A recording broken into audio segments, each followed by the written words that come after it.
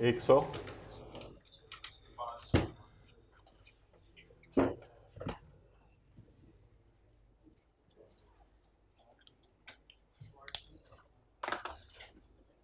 अच्छा जी, कल वाला सेक्शन निकाल लें जो हम पढ़े हैं।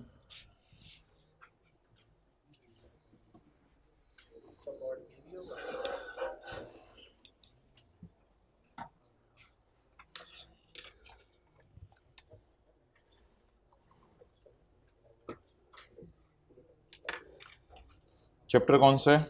15।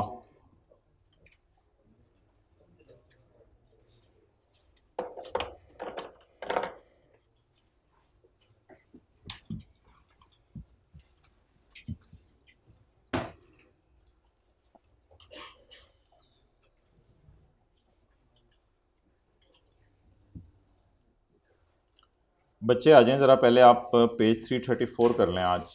336।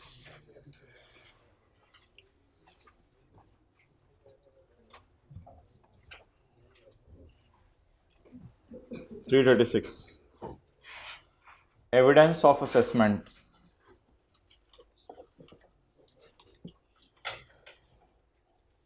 एनी असेसमेंट ऑर्डर इशूड, तो एनी के ऊपर लिख लें 121 वाला, 122 वाला, जो मर्जी। एनी असेसमेंट ऑर्डर इशूड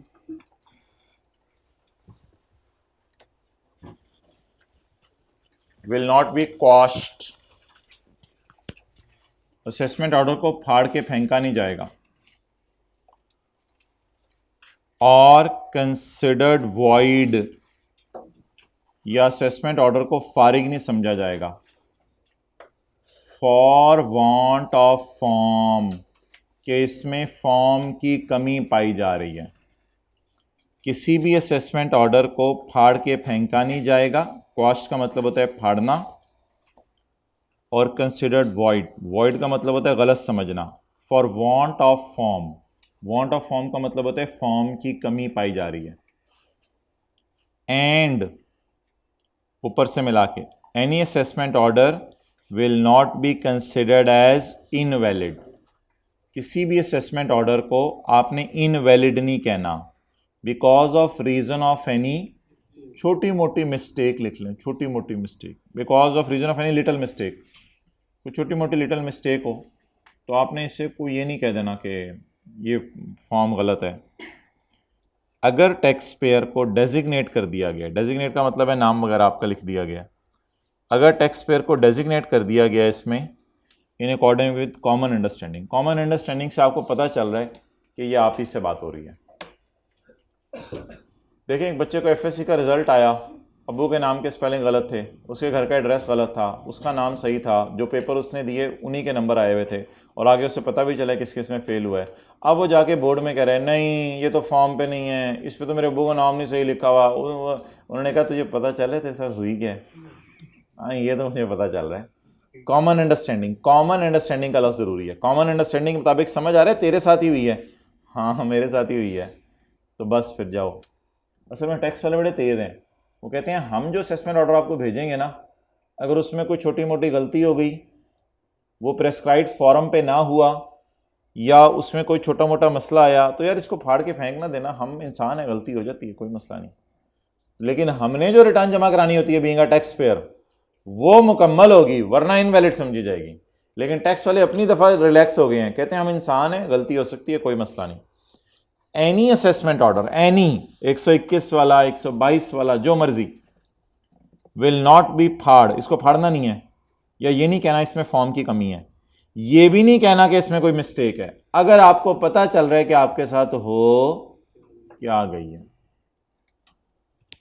तो कोई आपको आके थप्पड़ मार जाए तो आपने ये नहीं कहना कि यार मैं तो सोया हुआ था, आपको पता चल गया ना आपके साथ हो क्या गई है, तो बस मान जाए आप।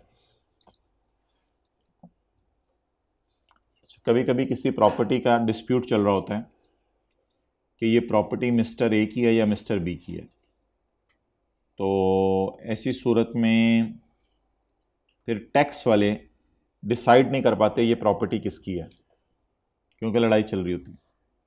फिर पाकिस्तान में एक कोर्ट है जिसका नाम है सिविल कोर्ट, वो बता देता है ये प्रॉपर्टी किसकी है।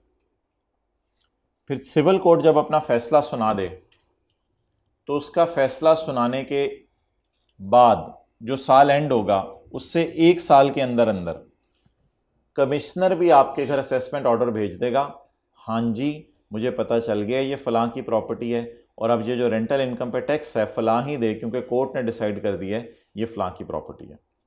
तो अगर कभी किसी प्रॉपर्टी के ऊपर डिस्प्यूट चल रहा हो कि ये प्रॉपर्टी किसकी है, तो कमिश्नर आपके घर असेसमेंट ऑर्डर नहीं भेजेगा। हाँ, कब भेजेगा? जब कोर्ट का फैसला आ जाए, उसके भी साल के एंड से 1 साल के अंदर अंदर। तो कोर्ट ने डिसाइड कर दिया किसी चीज के बारे में, किधर गया पेन, बैठे बैठे गया, कोर्ट ने डिसाइड कर दिया किसी चीज के बारे में, there is a dispute for tax year 2010, तो कोर्ट ने डिसाइड लिखें, कोर्ट ने डिसाइड कर दिया केस ऑन 12 मार्च 19, कोर्ट ने 12 मार्च 19 को केस डिसाइड कर दिया इतनी लेट जाके कि ये प्रॉपर्टी किसकी है। अब बेचारा कमिश्नर कब असेसमेंट ऑर्डर भेजे? हमने जनरल टाइम लिमिट तो 5 साल पड़ी थी, अब वो नहीं लगेगी। अब assessment order should be issued by 30 जून। ये 30 जून 20 मैंने कैसे गिना, किसी को पता चले? मैंने 12 जून से एग्जाम मारी, 12 मार्च से एग्जाम मारी होगी, कहाँ पे? एक मैंने एग्जाम मारी होगी, 12 मार्च से मैं आया हूँगा और उसके बाद फिर कितने साल आगे गया हूँगा? 1 साल आगे। देखते हैं ऊपर सेक्शन में भी ये लिखा हुआ है, if there is a dispute in a civil court on ownership of a property. लेकिन प्रॉपर्टी कौन सी? Whose income is, an assessment order may be issued, an assessment order within after the end of that financial year. Court का decision कब आया? 12 मार्च 19, उसका and उसके बाद 1 साल के अंदर।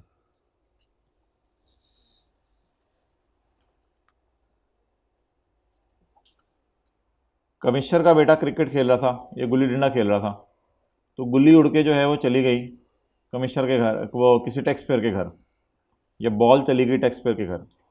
तो कमिश्नर के बेटे ने छलांग मारी और छलांग मार के टैक्स पेयर के घर चला गया। अब टैक्स पेयर के घर जब गया, बॉल उठाने लगा तो उसको कपड़े के अंदर नीचे BMW गाड़ी खड़ी हुई नजर आई।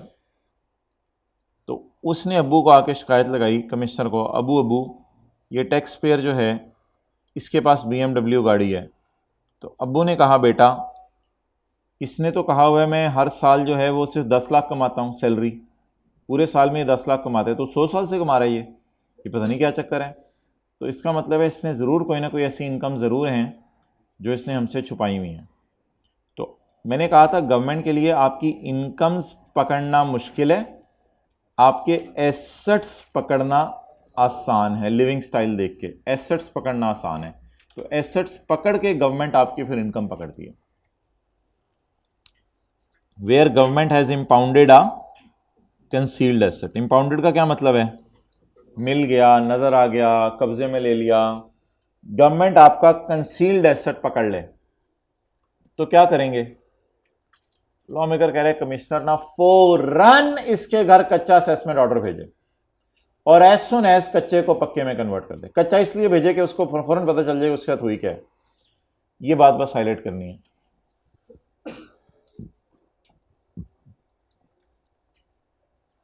तो कमिश्नर में इशू हुआ, बोले कच्चा assessment order.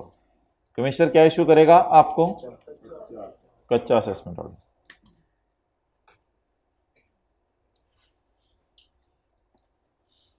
Where government has impounded a concealed asset, commissioner may issue a कच्चा assessment order before issuing a पक्का असेसमेंट ऑर्डर। पक्का इशू करने से पहले, पक्का सही नहीं लिखा गया, पक्का इशू करने से पहले आपके घर कौन सा असेसमेंट ऑर्डर भेजेगा? कच्चा।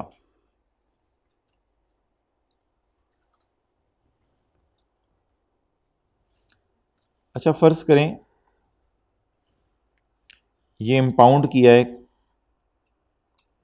12 जून 13 को। अब ये कच्चा असेसमेंट ऑर्डर किस साल का बनाए? नहीं, 13 का कैसे बनाते हैं? 13 के तो अभी वैसे 18 दिन पड़े हैं, 13 की तो बाकी डिटेल्स भी उसने देनी है, 13 की तो उसने भी रिटर्न भी जमा नहीं कराई होगी। तो बेहतर है ये जो कच्चा असेसमेंट ऑर्डर बनाएं, इस पे पिछले साल का नंबर डाल दें, यानी 2013 डाल दें या 2012 डाल दें, for last completed year. Last completed year कौन सा है, जरा देख के सोच के बताएं। तो अगर कभी कमिश्नर 12 जून 13 को आपका एसेट कब्जे में ले ले, तो 13 के साल के लिए ऑर्डर क्यों ना दे? अभी तो वो खत्म ही नहीं हुआ, 30 जून भी नहीं आया अभी, तो बेहतर है कि किस साल के लिए ऑर्डर दे दे आपको? लास्ट। लास्ट कौन सा वाला? कंप्लीटेड। कंप्लीटेड तो वो वही होगा 30 जून 12 वाला। ये एक छोटी सी उसने बात की है कि पिछले साल की इनकम में आपको इसको डाला जाएगा bye adding the concealed asset. बुलाएं भाई। फिर वो बाद में जब पक्का असेसमेंट ऑर्डर होगा फिर बिल्कुल देख लिया जाएगा ये इस साल का है, पिछले साल का है, या उससे पिछले साल की बजाय पता नहीं कब ये इनकम कमाई थी और कब गाड़ी खरीदी थी, ये फिर बाकी डिटेल बाद में देखी जाएगी। 13 का इसलिए नहीं भेजा कि अभी तो 13 में वैसे ही 18 दिन पड़े हैं। हाँ, तो इसलिए 13 का तो आपने भेजना नहीं। इन एनी केस किस साल का असेसमेंट ऑर्डर भेजना है? पिछले साल का। तो याद कर लें, where government has impounded a concealed asset of a person, जहां गवर्नमेंट आपके एसेट पे कब्जा कर ले, कमिश्नर में इशू आ कच्चा असेसमेंट ऑर्डर। कब? बिफोर इशूइंग आ पक्का असेसमेंट ऑर्डर। और यही अंग्रेजी सारी दोबारा लिखनी है, लेकिन नवाज शरीफ के केस में, यानी ऑफशोर एसेट्स। ऑफशोर एसेट्स कौन से? जो बाहर के मुल्क में हैं। अंग्रेजी वही, वेयर कमिश्नर और एनी डिपार्टमेंट और एजेंसी ऑफ फेडरल गवर्नमेंट। ऊपर सिर्फ लफ्ज लिखा हुआ था वेयर गवर्नमेंट, और इधर लफ्ज लिख लिया where commissioner department agency of government और प्रोविंशियल गवर्नमेंट। डिस्कवर्स एनी, ऊपर क्या लिखा हुआ था? इम्पाउंडेड, और नीचे क्या लिखा हुआ है? डिस्कवर। ऊपर इम्पाउंडेड लिखा हुआ था, नीचे डिस्कवर लिखा हुआ है। An offshore asset of any person, आगे अंग्रेजी वही है। असल में जो हाईलाइट करने वाली बात है वो ये है, मादरत भाई ये चल नहीं रहा। हाईलाइट करने वाली बात ये है, दे में इशू आ कच्चा असेसमेंट ऑर्डर। हाईलाइट करने वाली बात यही है जो पहले करवाई थी, दे में इशू आ कच्चा assessment order. They may issue a कच्चा असेसमेंट ऑर्डर।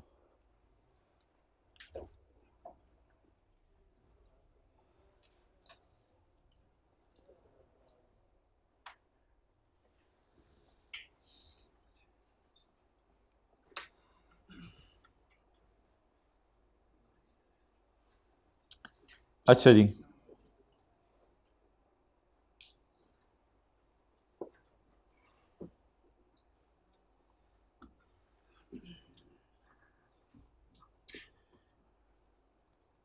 ये हाईलाइट करना है, they may issue a for the last completed year by adding the commissioner shall finalise the order as soon as, finalise the कच्चा order as soon as practicable, जितनी जल्दी हो उस कच्चे को फाइनलाइज कर ले।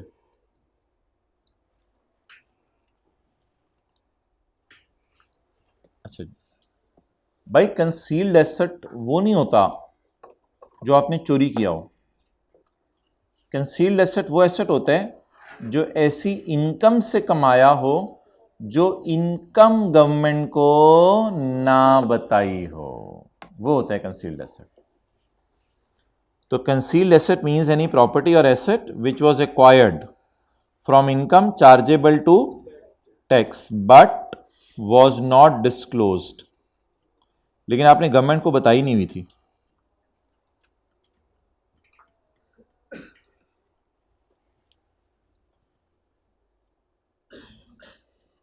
Concealed asset is a property or asset which was acquired from income chargeable to tax but was not disclosed. एक और डेफिनेशन भी आ सकती है कंसीलमेंट ऑफ इनकम। भाई बाहर जाके चुप कर आए, ये खुद देख लिया करें जरा। कंसीलमेंट ऑफ इनकम में 3 बातें हैं, जुबानी याद कर लें। इनकम को कम करना, खर्चों को गलत करके बढ़ाना, और जो इनकम माफ ना उसको माफ कहना। बताएं ये तीन बातें। कंसीलमेंट ऑफ इनकम, इनकम को कम करना, खर्चों को गलत करके बढ़ाना, जो इनकम माफ ना उसको माफ कहना। Suppression of any item of receipt, जो पैसे आ रहे हैं उनको कम बताना, और failure to disclose a taxable income.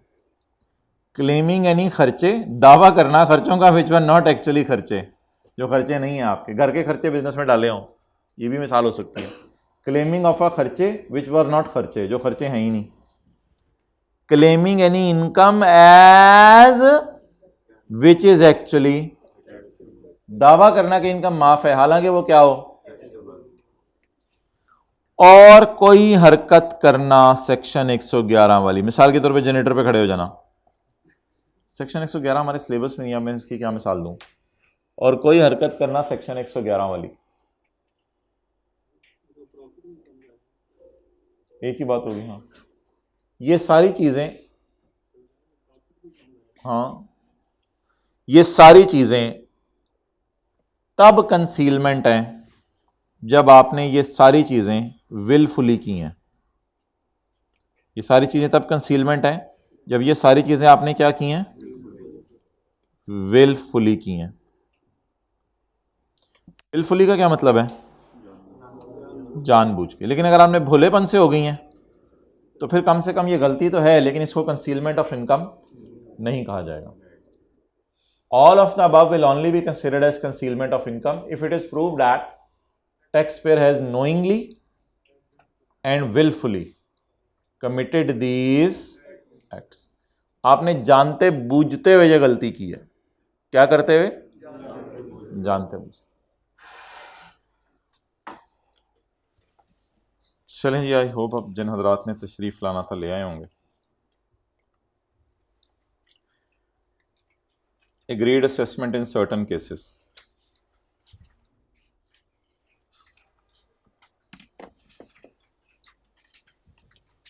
ये किस चैप्टर के अंदर हमने पढ़ा था, सेल्स टैक्स।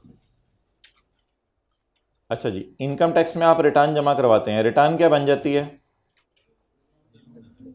उसके बाद घूरी आती है ऑडिट, उसके बाद बार्किंग होती है, उसके बाद अमेंडेड असेसमेंट ऑर्डर के साथ, याद रखिएगा, अब आपको टैक्स देना पड़ता है। डन। एक रिलैक्सिंग रास्ता निकल चुका हुआ है, वो आजकल चल रहा है, वो ये शो कॉज नोटिस के बाद आप अमेंडेड असेसमेंट ऑर्डर को कम करवा सकते हो। मतलब ये कि शो कॉज नोटिस जब आपको आ गया और अब आपको पता है कि उसने इस तरीके से काटना है कि मेरा खून भी निकलना शुरू हो जाएगा जिस्म से, तो इसमें आप ना शो कॉज नोटिस के बाद उससे मुकमुका कर लेते हो कि मैं अपने आप को खुद पेश कर रहा हूं, मुझे काटो, लेकिन सिर्फ मेरी शलवार फाड़ लो तुम। ये ना करो कि तुम जो है वो पूरा मेरा जिस्म काटो, मैक्सिमम बालों तक जा सकते हो। बस इसे कहते हैं मुकमुका करना, मुकमुका करना। और अगर मेरा ब्लड निकाला तो फिर तुम देखो मेरी जेब में बंदूक है। तरीक है, डॉगी ने कहा नहीं यार, शलवार पे गुजारा कर लेते हैं। तो अमेंडेड असेसमेंट ऑर्डर को हल्का करवाने के लिए एक तरीका है कि आप एफबीआर से रिक्वेस्ट करके एक कमेटी बनवाएं। ये सफा ढूंढे, आपकी किताब में है, agreed assessment in certain cases. ये नई वाली किताब जिनके पास है उन्हीं के पास होगा, agreed assessment in certain cases. मिल गया सफा? अच्छा जी, आप बड़ी डिटेल से और तसल्ली से ये बात सुनिएगा। किस पेज के आगे है? 365 के आगे है, agreed assessment in certain cases. सारा इधर देखें जी।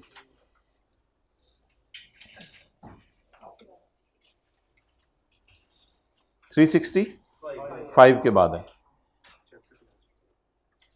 Tax payer after receiving a show cause notice tax payer after receiving a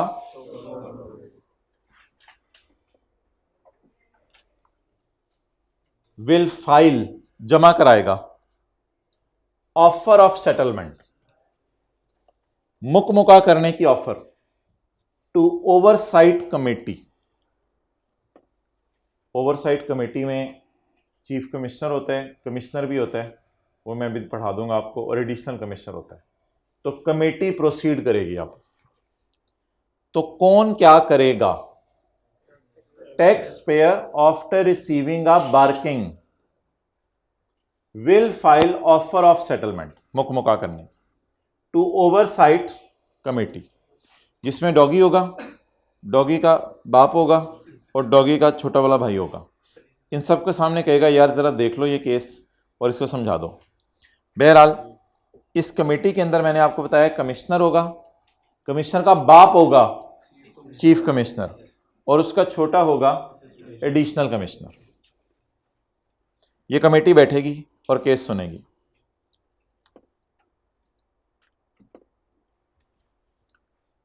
committee ने केस डिसाइड नहीं कर पाई बेचारी, जिसे कहते हैं कमेटी बैठ गई बेचारी, फारग हो गई, कमेटी केस नहीं डिसाइड कर पाई। अब केस कमिश्नर ही सुनेगा, क्योंकि चीफ कमिश्नर और एडिशनल कमिश्नर के जहन में कोई हल आया नहीं मसले का। अब केस वापस किसके पास चला जाएगा? कमिश्नर ही केस सुने, जो असल में सुन रहा था। असल फटा तो हमारा होता ही कमिश्नर के साथ है।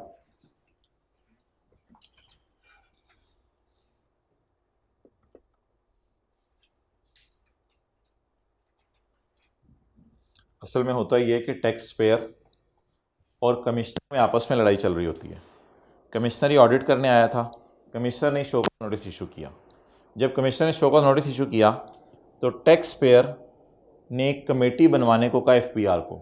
एफपीआर ने उस कमेटी में बिठा दिया चीफ कमिश्नर, कमिश्नर और एडिशनल कमिश्नर। अब ये तीनों बैठ के केस को सुन रहे थे, लेकिन ये लोग किसी नतीजे पे नहीं पहुंच सके, तो कमेटी तोड़ दी जाएगी। अब कमिश्नर ही केस को सुनेगा अकेला। शायद इन तीनों में कोई कंसेंसस नहीं हो पा रहा था, तो फिर कमिश्नर ने कहा चलो मैं अकेला इस केस को देख लेता हूँ, तुम्हारे बस की बात नहीं है।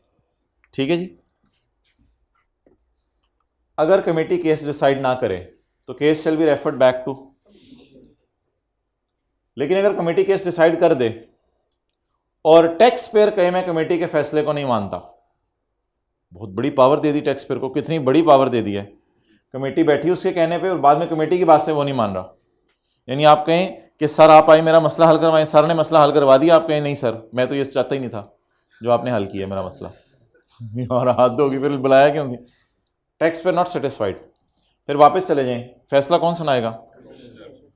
लेकिन ऐसा भी तो हो सकता है कि कमेटी फैसला सुना दे और टैक्स पेयर उससे मुतमईन हो जाए।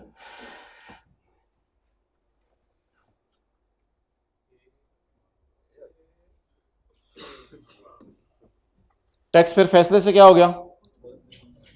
टैक्स पेयर विल नाउ पे द टैक्स। अब टैक्स पेयर क्या करेगा? टैक्स पे करेगा। Commissioner will amend the assessment order. और अब कमिश्नर अमेंडेड असेसमेंट ऑर्डर दे देगा, लेकिन सिर्फ शलवार को या बालों तक जाएगा, खून निकालने वाला प्रोग्राम नहीं होगा। तो कमिश्नर आपके घर क्या भेज देगा? बोले असेसमेंट ऑर्डर।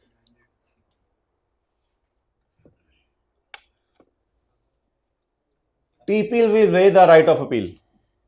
टैक्स पेयर वादा करेगा कि मैं कोर्ट में अब नहीं जाऊंगा, किसी के खिलाफ किसी की कोई अपील नहीं करूंगा, जब सब मान गया मैं। बिल्कुल कमेटी ने सही कहा है। No further proceedings are required. अब कुछ और करने की जरूरत नहीं है, सब फाइनल हो गया, डन।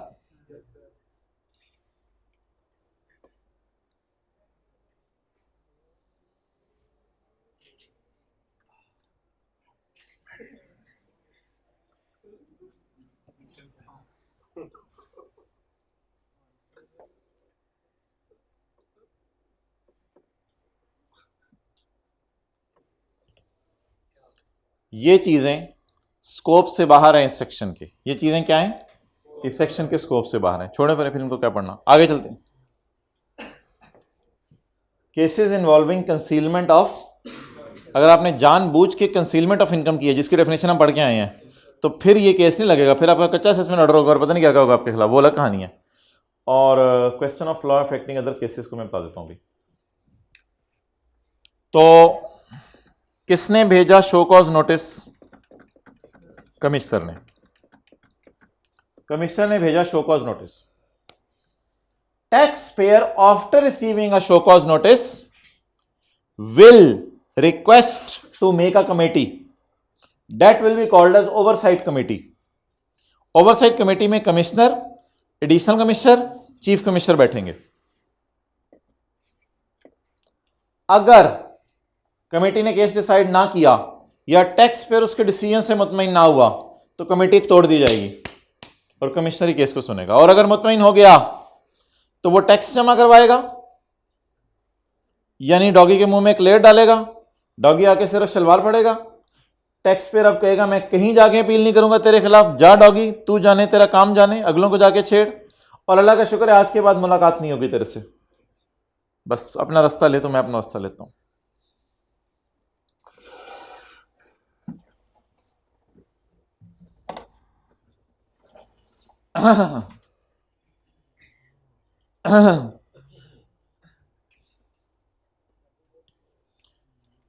भाई अगर वेबसाइट का यूज़र नेम और पासवर्ड आपको नहीं पता तो अब मैं क्या करूं, इसका मेरे पास कोई हल नहीं है। कल 10 बजे इंशाल्लाह हम मुलाकात करेंगे, उसमें हम कोई न्यूमेरिकल कर लेंगे, हो सकता है टर्म टेस्ट वाला न्यूमेरिकल डिस्कस कर लें जूम मीटिंग, और हो सकता है हम कोई और डिस्कशन कर लें इस बारे में, कोई थ्योरी के सवाल कर लें। हाँ जी, नेट ना आ रहा हुआ तो फिर उसी के ऊपर 1-2 बजे तक उसका लिंक लगा के अपलोड कर दिया जाएगा। सुबह नेट आ रहा होता है, शाम को मसला होता है, सुबह नेट आ रहा होता है। अच्छा, और फिर यूट्यूब पे शायद हमारे चैनल पे तो क्रिश्चियन वाले पे तो अपलोड ना किया जा सके क्योंकि वो बंदे नहीं आए होंगे, तो कहीं ना कहीं अपलोड करके मैं उसका लिंक आपसे वेबसाइट पे ही फिर शेयर कर दूंगा। अच्छा, और नहीं 10 मुहर्रम को कुछ नहीं होगा। और दूसरी बात यह है कि आज इंशाल्लाह मैंने आपको बता दिया था, आज हम मिलेंगे इंशाल्लाह। उसमें ऑप्शन नंबर 1 आपके पास है 1:45, दूसरी ऑप्शन आपके पास है 2:40। 1:45 से 2:40 भी आ सकते हैं, या 2:40 से लेके 3:35 तक बनेगा ना, हाँ 3:35 तक। तो ये 55 मिनट की आपकी क्लास है आज दूसरी। आखिरी क्लास 31 जुलाई को बताऊंगा मैं क्या बनेगा, तो इंशाल्लाह पता चलेगा। 31 जुलाई को पता चलेगा कि और कितनी क्लासें होनी हैं। बाकी कोई ऐसा जादू तो नहीं है जो फूंक मारूं और ये चैप्टर आपके अंदर चला जाए। जो चीज़ें करनी हैं वो करनी तो हैं आप। अच्छा, आज के पार्ट बी में न्यूमेरिकल होगा और एक तो 15-20 मिनट की शायद थ्योरी की डिस्कशन भी हो। अच्छा, एक बात छोटी सी और याद रखिएगा जो इस पूरी कहानी में मैंने आपको नहीं बताई, वो पुरानी बात है। शो कॉज नोटिस के बाद आप ओवरसाइट कमेटी बनवानी है, शौक से बनवाएं, लेकिन शो कॉज नोटिस के बाद आपने कमिश्नर को जो रिप्लाई करना होता है वो भी कर दीजिएगा। वो एक अलग रिप्लाई है, वो आप कमिश्नर को इसलिए करते हैं ताकि वो आपको काटते हुए ध्यान रख ले। तो ओवरसाइट कमेटी बनाना एक नया कॉन्सेप्ट है, पुरानी हरकत याद रखनी है। मैं अक्सर यहाँ लिखा करता था दरमियान में टीपी विल रिप्लाई, उधर से बार्किंग होगी, बाइट के दरमियान टीपी विल रिप्लाई, तो वो वाला रिप्लाई उसी जगह कायम है, उसमें कोई चेंज नहीं आई। आप टीपी रिप्लाई भी करें कमिश्नर को और साथ एक कमेटी बनवा ले जिसका नाम क्या होगा, ओवरसाइट कमेटी। तो ये बात मैंने आपको ड्यूरिंग प्रेजेंटेशन शो नहीं की। ये था जी हमारा section 122D।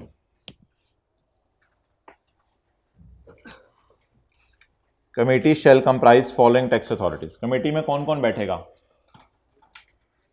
Chief commissioner, commissioner और additional commissioner.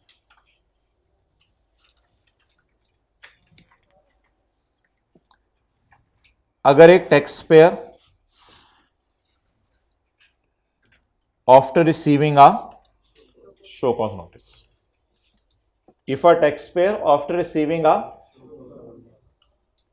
intends to settle his case, he may file offer of settlement mukmuka before assessment oversight committee in addition to filing reply to commissioner को reply करें, ये अलग कहानी है, और committee को कहीं मेरा केस सुने, ये अलग कहानी है। दोनों काम आप करें। अब याद कर लें, if a tax payer after receiving a intents to settle his case, main बात यह है, he may file offer of settlement किसके सामने? Before oversight committee, oversight committee के सामने।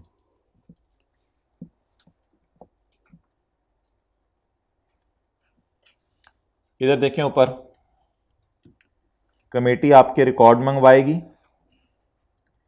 फिर कमेटी केस डिसाइड करेगी और आपको फैसला कम्युनिकेट कर देगी। 3 बातें बोले, कमेटी आपके रिकॉर्ड मंगवाएगी, फिर केस डिसाइड कर देगी और फिर नोट कर लें, कॉल, डिसाइड एंड कम्युनिकेट। जज यही करता है ना, कॉल करता है पहले, फिर डिसाइड करता है और डिसाइड करने के बाद कम्युनिकेट कर देता है। H2O डालो, without NaCl and without lemon and without शक्कर एंड विदाउट हनी, बी।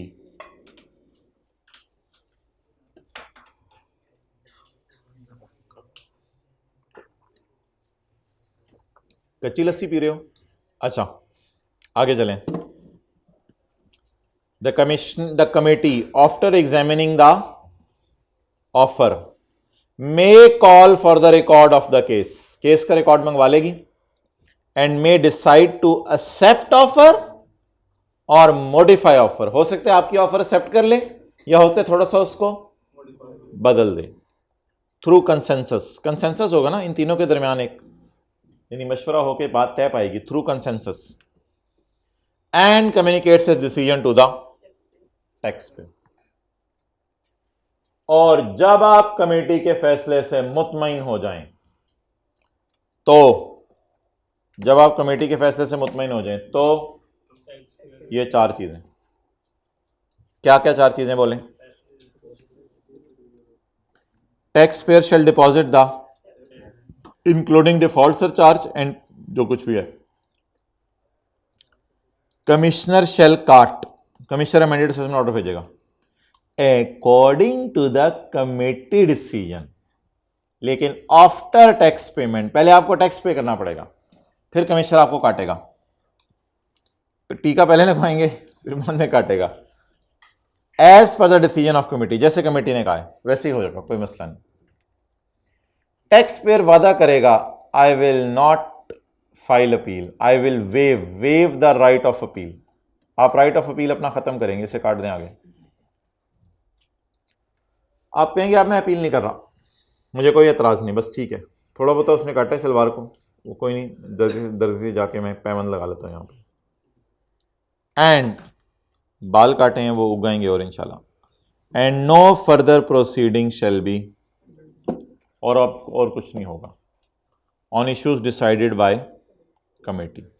लेकिन फिर शर्त वही है, if tax has been deposited by, आप टैक्स बस पे कर दें, हमें टैक्स चाहिए, अब और कुछ नहीं आपके खिलाफ हम करेंगे। और ये बात तो आपको पता है, जहां कमेटी डिसाइड ना करें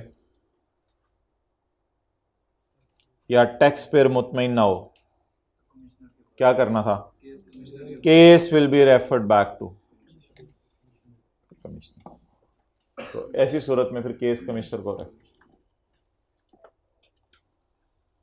for decision on the basis of reply of tax payer on show cause notice. ये वो रिप्लाई था जो पुराना वाला है, तो अगर आपने कोई रिप्लाई किया हुआ उसको, उसकी बेस पे वो फिर डिसाइड कर देगा। ये सेक्शन अप्लाई नहीं होगा इन केसेस इन्वॉल्विंग, जब इनकम कंसील हुई हो, वो जो अगले सफे पे थी। दूसरा लिखें, दूसरे का मतलब लंबा है। 4 शुगर मिल्स के खिलाफ गवर्नमेंट ने केस किया, दूसरा बुलेट समझाने लगा हूं। 4 शुगर मिल्स के खिलाफ गवर्नमेंट ने केस किया,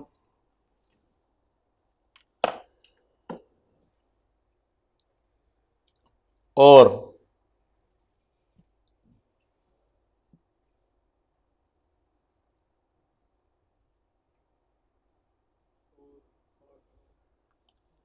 4 शुगर मिल्स के खिलाफ गवर्नमेंट ने केस किया और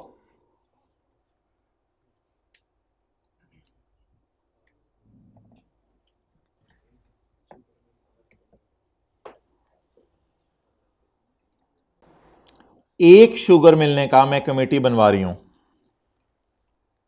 एक शुगर मिलने का मैं कमेटी बनवा रही हूं।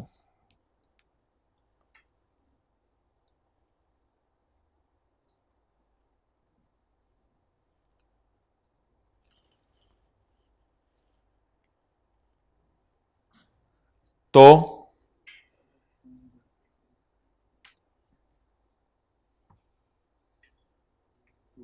एफबीआर कहेगा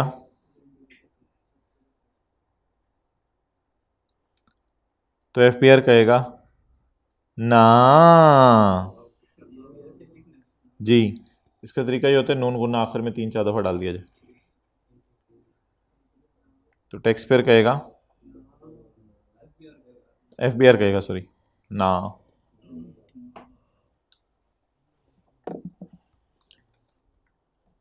where interpretation of question of law.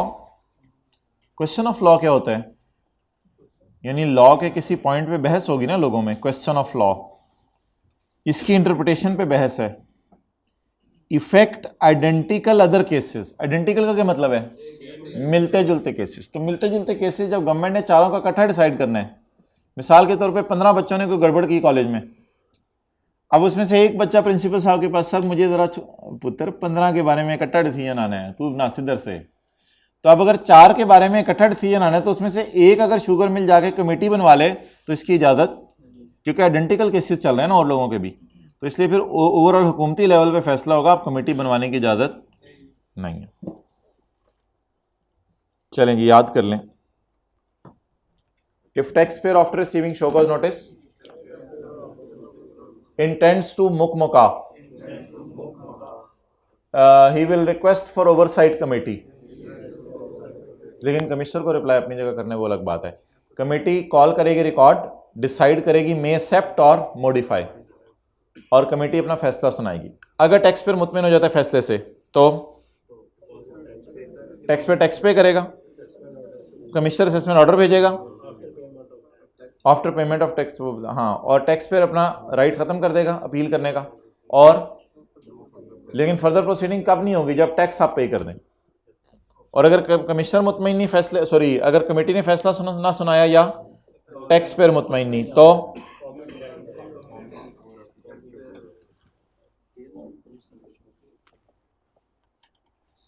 Page 337 पे आ जाए।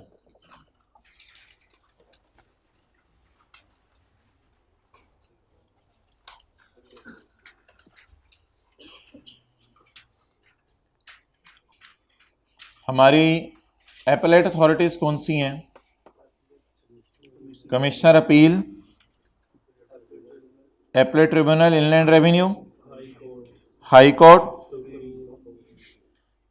ये एपेलेट अथॉरिटीज हैं। इनमें सबसे छोटी अथॉरिटी कौन सी है? Commissioner appeal. कमिश्नर अपील ये भी एफबीआर के दफ्तर का ही बंदा होता है। एपेलेट ट्रिब्यूनल भी देखेंगे हम एक दो दिनों में क्या होता है। और एडमिन अथॉरिटीज में कौन सी बड़ी अथॉरिटी है? एफबीआर, फिर चीफ कमिश्नर, फिर कमिश्नर, फिर एडिशनल डिप्टी, और ये ग्रीव्ड बंदा है, टैक्स पेयर, रोता हुआ बंदा, अथरू बहार है। ये अथरू है, अथरा है?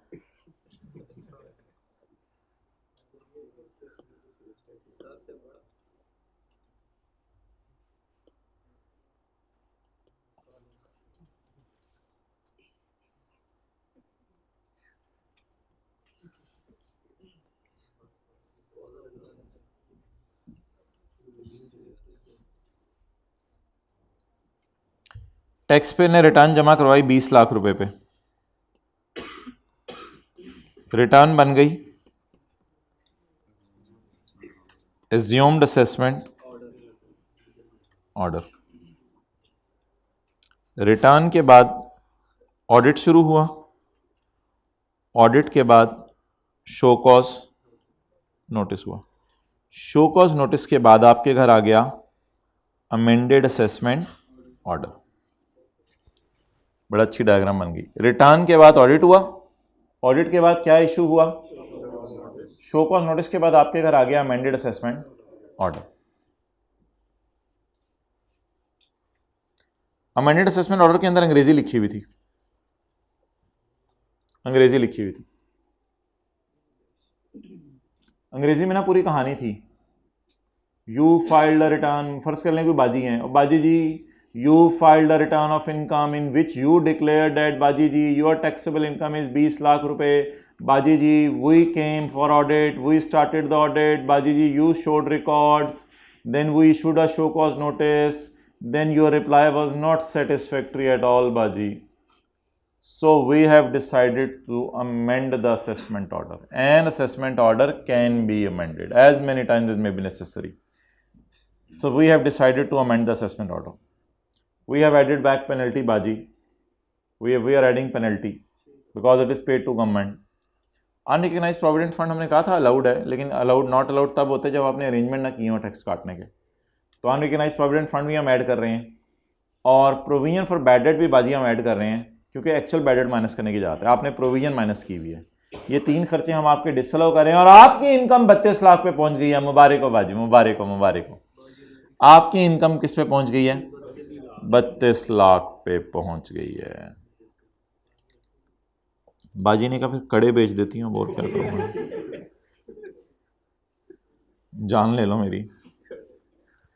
अच्छा, इसके साथ ही एक डिमांड नोटिस आता है। ये टे हे से पहले आता है या हे के बाद आता है? इकट्ठे।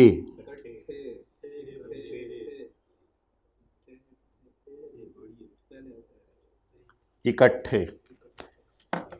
अमेंडेड असेसमेंट ऑर्डर भी आपके घर आता है और डिमांड नोटिस भी आता है। डिमांड नोटिस का लफ्ज़ तो आप लोगों ने वापडा के कॉन्टेक्स्ट में सुना होगा कि वापडा वालों ने डिमांड नोटिस भेजा कि मीटर लगाने तो पैसे दे दो। तो डिमांड नोटिस का लफ्ज़ एक नया ऐड करें अपनी डिक्शनरी में। डिमांड नोटिस का मतलब है कि आपसे साथ क्या मांगा जा रहा है? टैक्स, यानी टीके की रसीद समझ लें। लेकिन रसीद तो आपको मिलेगी जब आप बैंक में जाके जमा करवाएंगे। वो बता रहे हैं पे करें टैक्स ऑन एक्स्ट्रा 12 लाख जो हमने आपका ऐड किया ना, 20 से 32 पे पहुंचे हैं, तो 12 वाला टैक्स अब आप पे करें बाजी। तो नई चीज आज बताएं आपके डिक्शनरी में क्या ऐड हुई। अमेंडेड असेसमेंट ऑर्डर के साथ आपके घर क्या आएगा? Demand notice. डिमांड का क्या मतलब है? डिमांड, टैक्स मांग रहे हैं। अब आप क्या बनाएं? ग्राउंड को अपील बनाएं और कमिश्नर अपील के पास चले जाएं। कमिश्नर अपील को जाके कहें, कमिश्नर अपील पुत्र इधर आ, कमिश्नर अपील ए की कमिश्नर रखे ने, तेरी मेहरबानी। ये बाजी जी रोने लग गई, बाजी जी बोलो तो सही, नहीं मुझे रोने दो, बाजी जी बोलो तो सही, नहीं छोड़ो परे, बाजी जी बताओ तो सही हुआ क्या, नहीं मैं नहीं बताऊँ, और बाजी जी बोलो तो सही हो यार।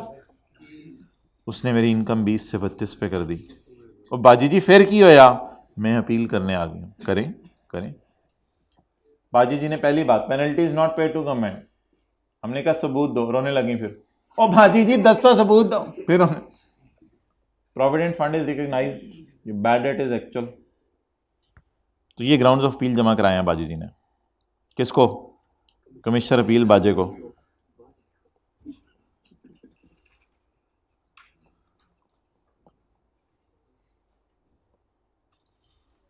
बिस्मिल्लाहिर्रहमानिर्रहीम। चलें जी अपील्स का चैप्टर शुरू करें।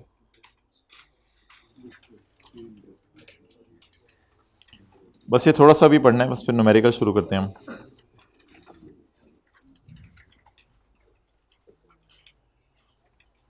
हाँ अच्छा जी, appeal to commissioner appeal.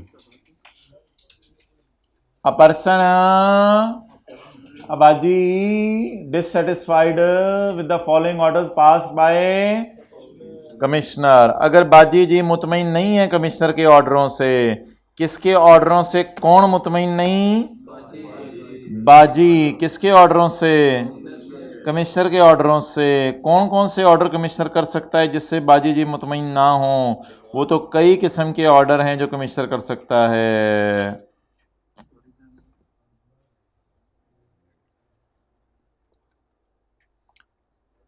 Automated adjustments वाला।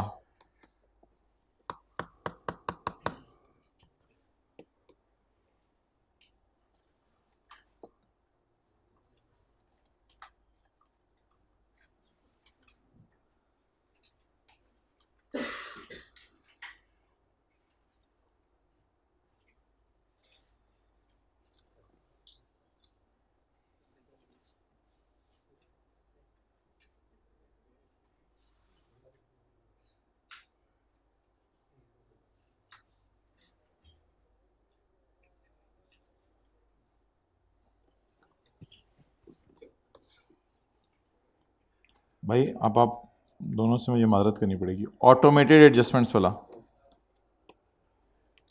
या बेस्ट जजमेंट वाला या मैनेड असेसमेंट ऑर्डर वाला?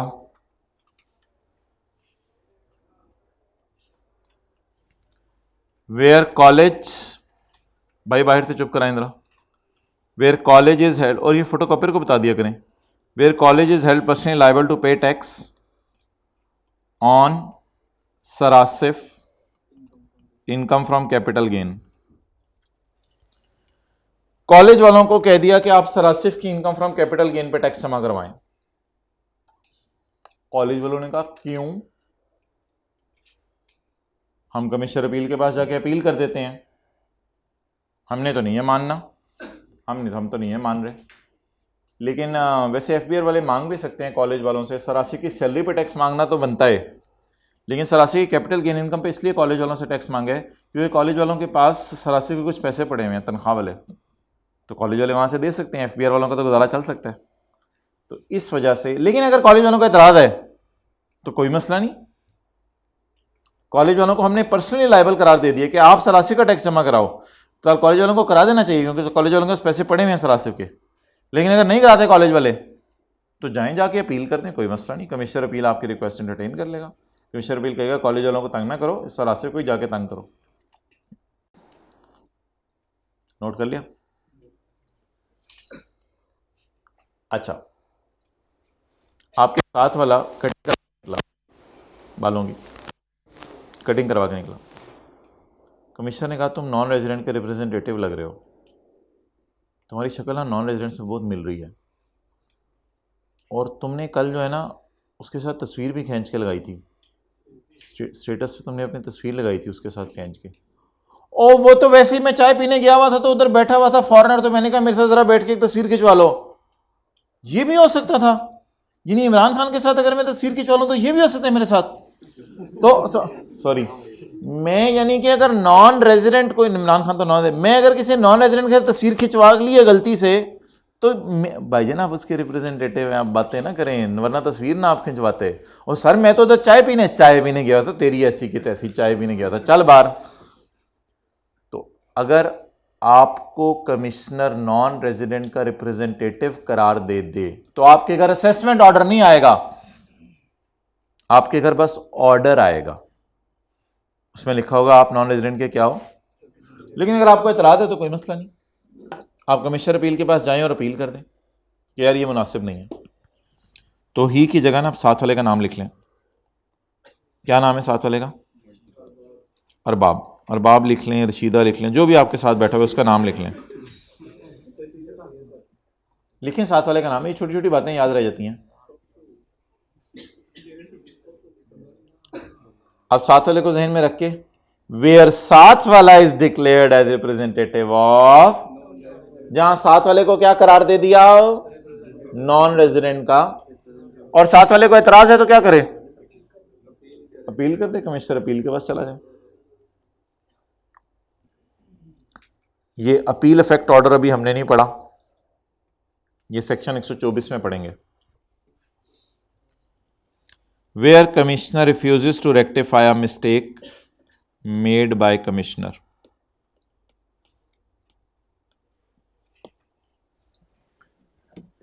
जहां कमिश्नर अपनी मिस्टेक सही करने से इनकार कर दें। आप व्हाइट बोर्ड पे सारे कैलकुलेशन कर रहे थे, आप तस्वीर खींच के लेके गए मोबाइल में, आपने बड़े अदब से फैकल्टी रूम में जाके कहा सर ये कास्टिंग एरर हो गई थी, आपने फिगर्स गलत कैलकुलेट की थी। सर मूड में थे, सर ने कहा निकल जाओ, शर्म नहीं आती तुम्हें, मैं चाय पी रहा था, क्यों तंग कर रहे हो? मैं नहीं करता अपनी गलती से, जाओ। बस ठीक है, फिर आप प्रिंसिपल रूम में चले जाएं, आपने सर ये मसला हल कराया हमारा, और बात है। लेकिन कमिश्नर कई दफ़ा हो सकता है इस तरह मगरूर, कहीं मैं नहीं गलती सही करता, हाँ है, कर ले जो करना है। फिर आप कमिश्नर अपील के बाद चले जाएं, उसे पूछ लें क्या रखे हुए हैं कमिश्नर। हर वो असेसमेंट ऑर्डर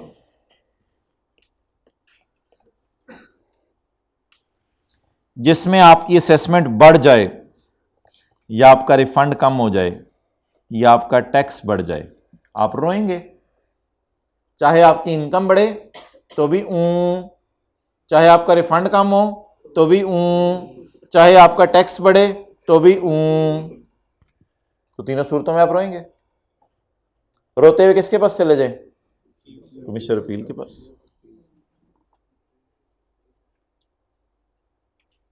मैं तो कहूँगा उससे जाने से पहले 2 रकात नमाज नफल पढ़ लें। अल्लाह ने जो है उसका दिल अपने हाथ में रखा हुआ है, तो अल्लाह उसका दिल पलट दें। बट डायरेक्ट ही बंदों के पास जाते हैं लोग। अच्छा जी, A person dissatisfied with the following orders passed by commissioner may file appeal to commissioner appeal। कौन कौन से केसेस में? Automated adjustments, best judgment, amended assessment. असल में ना ये सारी चीज़ें कमिश्नर ने आपके साथ कर दी हैं और आपके साथ हो गई हैं। अब इनसे बचने के लिए आप किसके पास जा सकते हैं?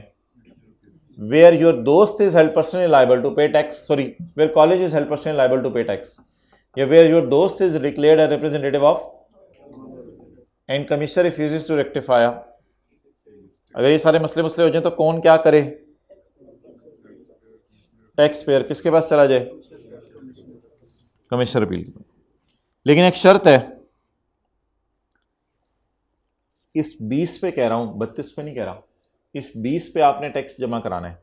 वो तो आपने करा दिया होगा 30 सितंबर को, तभी अपील कर सकते हैं, वरना नहीं कर सकते। Appeal can not be filed if tax payer has not paid the tax. Appeal जमा नहीं कराई जा सकती अगर आप क्या पे ना करें, और अगर टैक्स पे कर दें फिर अपील कर लें, कोई मसला नहीं। ये ग्राउंड्स ऑफ अपील कौन बनाएगा? किसके पास जाने की तैयारी हो रही है जो बना रहा है? कमिश्नर अपील के पास। इसका एक फॉर्म होता है, फॉर्म फिल करना होता है, फिर उस पर आपने अपने साइन करने होते हैं, फिर आपने ग्राउंड्स ऑफ अपील लिखने होते हैं। Ground number 1, ground number 2, ground number 3, grounds of appeal आपने लिखने होते हैं, और फिर आपने फीस जमा करवानी है। अच्छा भाई, केसेस हमारे 2 किस्म के हो जाएंगे आज के बाद। एक केसेस होंगे असेसमेंट ऑर्डर वाले,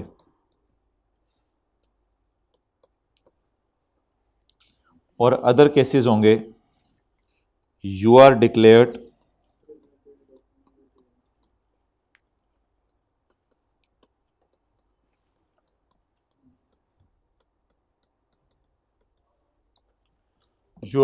रिप्रेजेंटेटिव ऑफ। कितने किस्म के केसेस होंगे? अच्छा, एक बार याद रखिएगा, जब आपके घर असेसमेंट ऑर्डर आता है ना, तो असेसमेंट ऑर्डर के साथ एक और चीज़ भी आपके घर आती है, डिमांड नोटिस। अगर आप असेसमेंट ऑर्डर के खिलाफ जा रहे हैं कोर्ट में तो फीस हो रहा है, और अगर आपके घर कोई असेसमेंट ऑर्डर नहीं आया, सिर्फ ऑर्डर आया है यार आप नॉन रेजिडेंट के रिप्रेजेंटेटिव हो, तो फीस हो रहा है। इन 2 सूरतों में फीस, अगर आप कंपनी है तो 5000 और कंपनी नहीं है तो 2500। और अगर आपके खिलाफ असेसमेंट नहीं हुई, बल्कि आपको चलते चलते सड़क पे उसने क्या कह दिया, चलो भी गाड़ी में डालो, इसने इमरान खान के साथ तस्वीर खिंचवाई थी, चलो भी गाड़ी में डालो ये नॉन रेजिडेंट का रिप्री, तो फिर क्या होगा? फीस 5000 कंपनी के केस में, और इंडिविजुअल एओपी के केस में 1000। कमिश्नर अपील को आप कितने अरसे में अपील कर सकते हैं? इस केस में डिमांड नोटिस आने के 30 दिन में। जब डिमांड नोटिस आ गया तो 30 दिन में चले जाएं कमिश्नर अपील के पास, और इस केस में ऑर्डर आने के 30 दिन में। 30 दिन of service of demand notice and 30 दिन of date of service of order. ऊपर वाले सिनेरियो में डिमांड नोटिस आने के 30 दिन में अपील कर दें। भाई डिमांड नोटिस इसके साथ ही आता है, कोई अलग चीज नहीं है, अमेंडेड असेसमेंट ऑर्डर के साथ ही आता है। If appeal relates to assessment और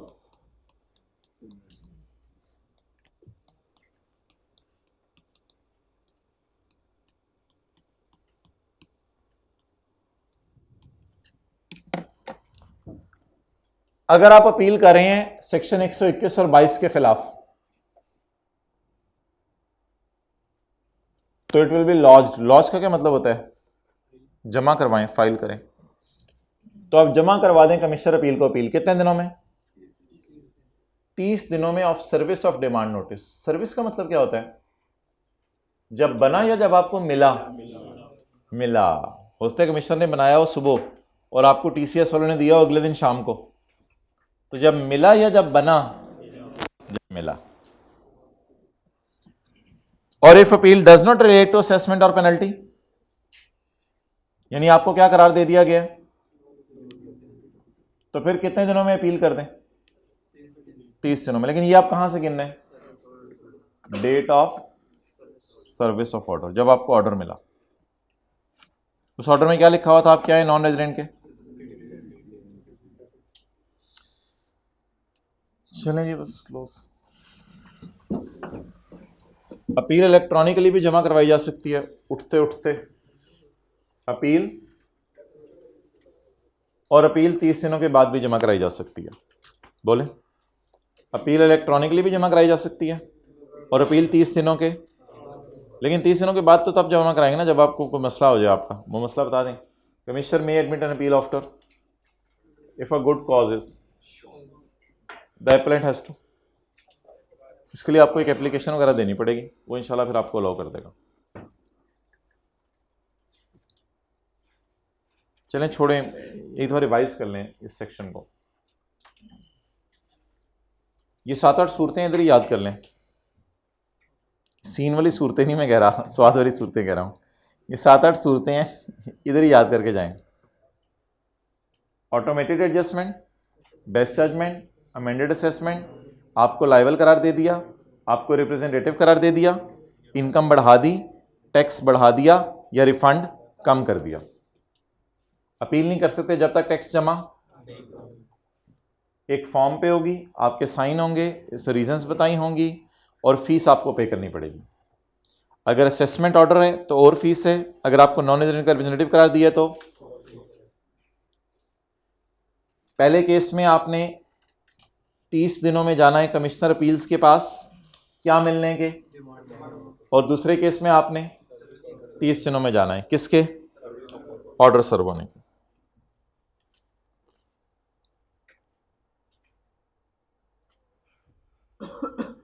नहीं नहीं, चैप्टर 18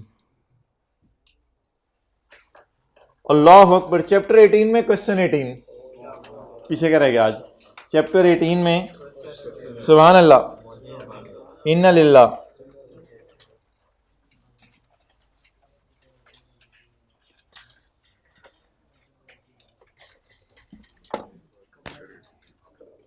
भाईजान, साथ वाले को कहें प्यार से भाईजान, भाईजान, कदरदान। क्या किसी को यह पता है कि अच्छा, जिन हजरात ने रोज़ा रखना है तो उसमें यह आता है कि 10 मुहर्रम का खाली नहीं रखा जाएगा, या 9-10 का रखा जाएगा या 10-11 का रखा जाएगा। चलें, मैंने ये बता दिया अगर किसी को नहीं पता तो। अच्छा, किसी को ये पता है कि लॉसेस के चैप्टर में, ऑनलाइन वाले तो 9 मुहर्रम को ये लेक्चर सुन रहे होंगे यार, आज शाम को ही अपलोड करवा देना उधर, ठीक है? अच्छा कोई नहीं, मैं कर लूँ। अच्छा, अब आप मुझे ये बताएं, क्या किसी को ये पता है कि लॉसेस के चैप्टर में तरतीब क्या है?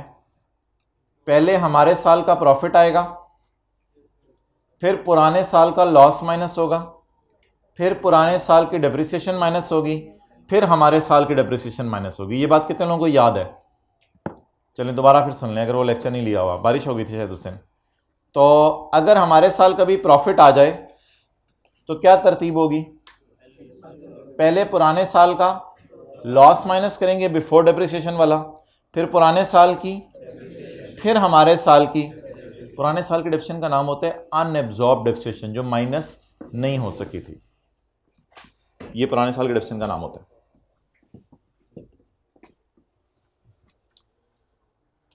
Kamal is engaged in the business of trading of electric motors.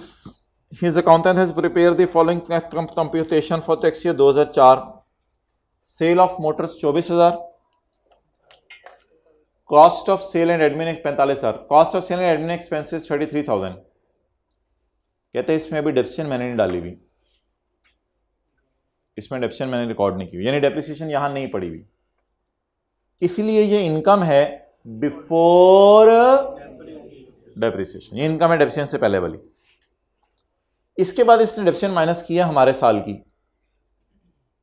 ओ पागल, हमारे साल की डेप्रिसिएशन तो एंड पे माइनस करनी होती है। इसके बाद इसने माइनस किया हमारे साल की डेप्रिसिएशन, फिर इसने माइनस किया पुराने साल का लॉस। तरतीब गलत कर दी है इसने। फिर इसने माइनस किया पुराने साल का लॉस। पुराने साल का लॉस कितना है? 3,000 है या 4,000 है?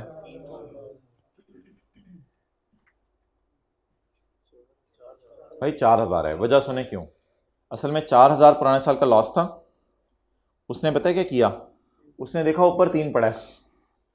हम ऐसा नहीं करते थे वैसे क्लास में, अगर ऊपर 3 पड़ा होता था हम नीचे 4 ही लिखते थे और 4 लिख के कहते थे कैरी फॉरवर्ड कर लो 1,000 को। लेकिन उसने पता क्या किया? उसने देखा ऊपर 3 पड़ा हुआ तो नीचे माइनस भी कितना कर दिया, हालांकि पुराने साल का लॉस कितना है? 4। तो इस फिगर को इग्नोर करें, बस पुराने साल का लॉस 4,000 है। अच्छा, तरतीब में थोड़ा सा मसला बता दें क्या हुआ है। नहीं, आगे पीछे से तो काम नहीं चलेगा। पहले उसने माइनस कर दिया है हमारे साल की डेप्रिसिएशन, फिर उसने माइनस किया है पुराने साल का loss. Following expenses are included in cost of sale and admin. Travelling expense है कमर का, बिजनेस का मेला अटेंड करने गया था बाहर के मुल्क, कोई मसला नहीं, ये अलाउड है, बिजनेस का जेन्युइन खर्चा है। इलेक्ट्रिसिटी बिल पे किया है कमर के घर का, नॉट अलाउड है। डोनेशन पे, डैमेजेस जुर्माना पे किया है डिस्ट्रीब्यूटर को क्योंकि उसने सामान लेट दिया है, ये फाइन अलाउड है क्योंकि गवर्नमेंट को पे नहीं किया। डोनेशन पे किया आपने नॉन प्रॉफिट इदारे को, ये नॉट अलाउड है, बट इसका क्या मिलेगा? बारी ने अपने भाई को तनख्वाह दी है और उस पर टैक्स भी काटा है, अल्लाह का शुक्र है, अलाउड है, भाई से बिजनेस में हेल्प ली जा सकती है। फाइन पे किया है पाकिस्तान की गवर्नमेंट को क्योंकि हमने सेफ्टी लॉस तोड़े हैं पाकिस्तान के। ऐसा तो नहीं लिखा हुआ फाइन पेड टू बेगम for breaking the environmental laws in कमरा? कमरे के अंदर जो है वो आपने पौधे सारे खराब कर दिए हैं, बेगम का क्या पता गमला ला के कमरे में रख दे, हमने तो रिस्पेक्ट करनी है उसकी, तो हमने कोई गड़बड़ कर दी तो फिर तो ये फाइन घर में पे किया, लेकिन ये वाला फाइन कहाँ पे किया है? गवर्नमेंट को। ये क्या हो जाएगा? Not allowed.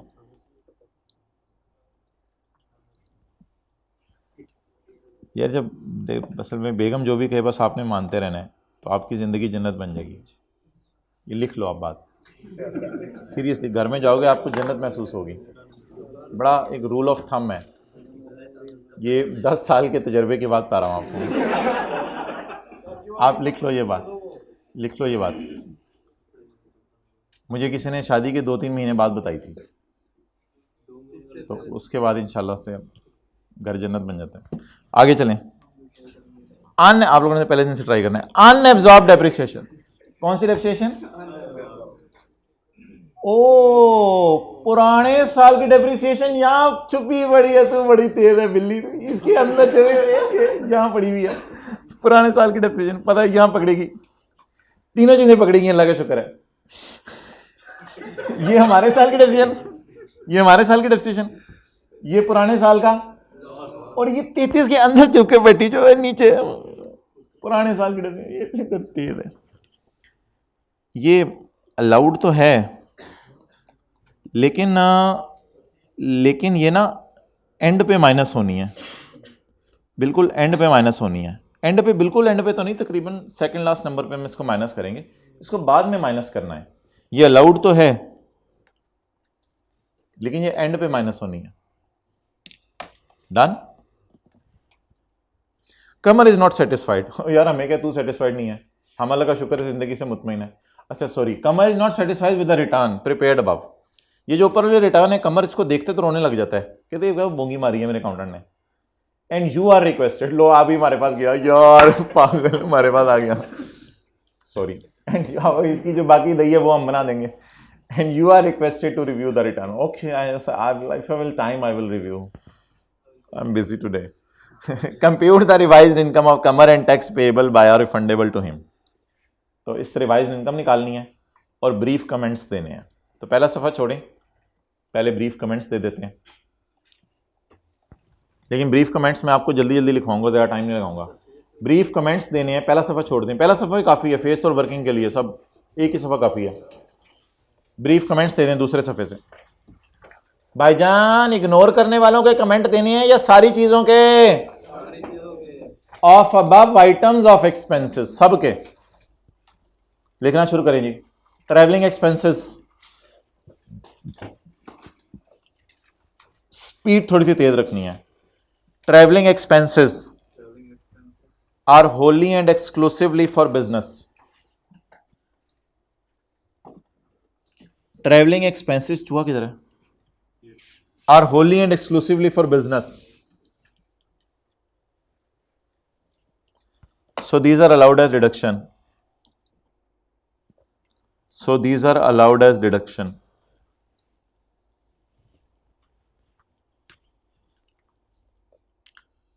अगला, electricity bill of resident is a personal expenditure. Electricity bill of residence is a personal expenditure, so it is not allowed as deduction, so it is not allowed as deduction।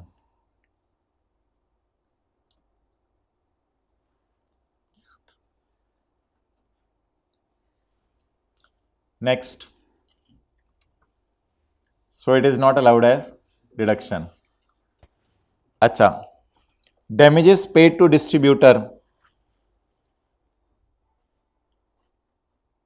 ये वाला लड़का नहीं लिख रहा ना, ये वाला देखो, नहीं लिख रहा ना ये, हाँ क्लास के बाद इसे मिलेंगे जाके, ग्लासेस लगाए हुए हैं, बॉल पॉइंट पकड़ी हुई है सर के पास। तो damages paid to government, so paid to distributor will be allowed as deduction, लिखने लग गया, will be allowed as deduction because it is not paid for violating, because it is not paid for violating any law, rule or regulation। Government को कोई law नहीं तोड़ा, because it is not paid for violating any law, rule or regulation। अंग्रेजी वही section 21 वाली use कर रहा हूं मैं। Donation is not allowed as deduction, however tax credit is allowed। Donation is not allowed as deduction, however tax credit is allowed।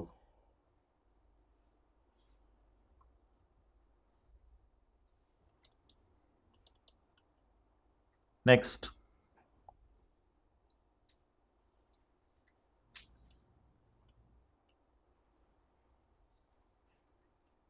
salary paid to Bari is wholly and exclusively for business।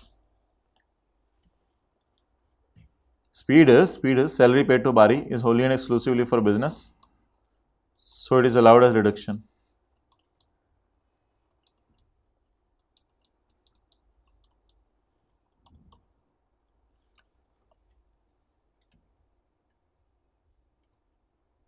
पूरा सफा भर दिया आप लोगों ने तो। अच्छा मुझे बताएं, ये जो खर्चों को मैं अलाउ कर रहा हूँ उनके लिए क्या लफ्ज़ लिखवा रहा हूँ? Holi and exclusively for business लिखवा रहा हूँ लफ्ज़, जिन खर्चों को मैं अलाउड कर रहा हूँ। आगे, फाइन टू गवर्नमेंट, बस आगे लिख लीजिएगा, खुद ही छोड़ें, अब अगली लाइन खुद ही पूरा कर लीजिएगा। आगे, unabsorbed depreciation of previous year, fine to government खुद ही लिख लीजिएगा। Unabsorbed depreciation of previous year,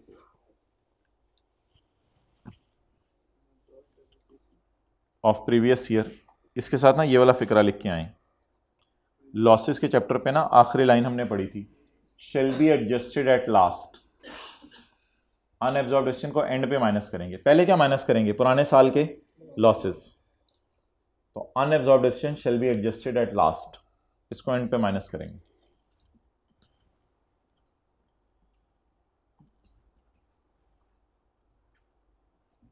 okay.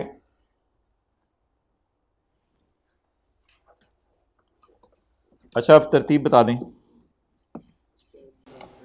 सबसे पहले क्या माइनस करना है? 4000। फिर क्या माइनस करना है?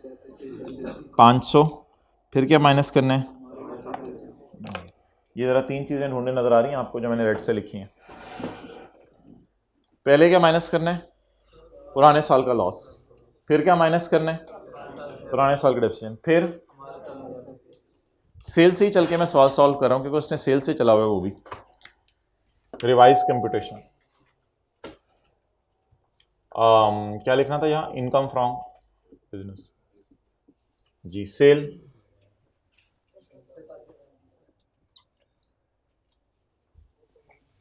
Less cost of sale and total minus is equal to allowed. Total minus not allowed is equal to allowed. फेस के लिए कुछ 4-5 लाइनें काफी होंगी। अच्छा, total minus not allowed is equal to allowed. जी, कॉस्ट ऑफ सेल बोले 33,000।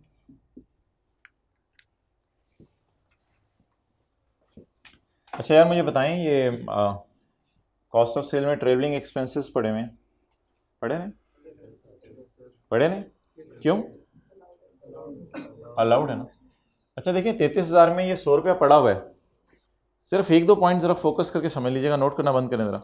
एक दो पॉइंट फोकस करके समझ लीजिएगा, आगे सारा रिदम आपको समझ आ जाना है। 33,000 में 100 रुपया पड़ा हुआ है। अगर पड़ा रहने दिया तो फिर यहां आके माइनस भी हो जाएगा। तो क्या ये माइनस होना चाहिए? बिजनेस का जो खर्चा है ट्रेवलिंग का होना चाहिए। बस मेरे ख्याल से फिर इसको पड़ा रहने दें। चले आगे। 33,000 में घर का बिजली का बिल पड़ा है। अगर 33,000 में पड़ा रहने दिया, मैं तो लॉजिक पे आपको चलवा रहा हूं अभी। आसान हल ये है कि नॉट अलाउड जिन जिन के साथ लिखे उनको यहां से माइनस कर दें, लेकिन मैं लॉजिक पे चला रहा हूं। 33,000 में अगर बिजली का बिल पड़ा रहने दिया घर का, पड़ा रहने की वजह से यहां माइनस हो जाएगा बिजनेस की सेल में से। वो तो फिर अजीब सी बात है। तो बिजली का बिल पड़ा रहने दें या नॉट अलाउड है?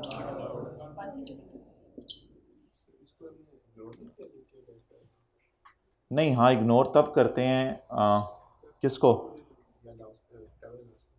ट्रेवल अलाउंस को डैश डाल के अब इग्नोर कहाँ करना है? अब इस तरह फॉर्मेट ज़रा इस तरह का चल रहा है ना अब सवाल का।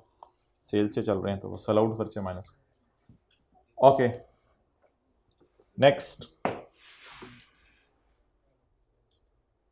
जुर्माना डिस्ट्रीब्यूटर को पे किया, क्या ये खर्चों में पड़ा रहने दूं ताकि फेस पे माइनस हो जाए? हाँ, पड़ा रहने दें, माइनस हो जाए, खैर है। डोनेशन खर्चों में पड़ी रहने दूं या इसका कोई और बेनिफिट है? तो खर्चों में से कम निकाले ना। कितनी?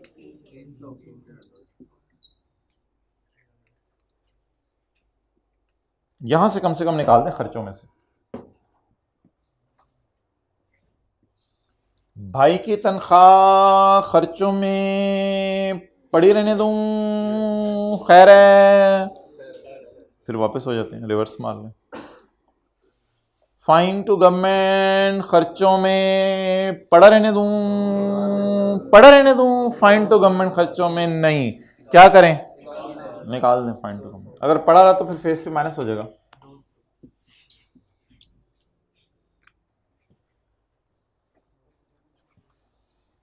अनएब्जॉर्ब डेप्रिसिएशन यहीं रहे या कहीं और जानी है? कहीं और जानी है, रिक्लासिफाई करनी है। तो यहाँ तो कम से कम खर्चों में अगर पड़ी रही तो यहीं पे पड़ी रहने की वजह से ऊपर ऊपर ही माइनस हो जाएगी। इसको क्या करें? कितनी? अलाउड तो है लेकिन कम से कम यहाँ अलाउड नहीं है, कहीं और जाके अलाउड है। जी, 3185।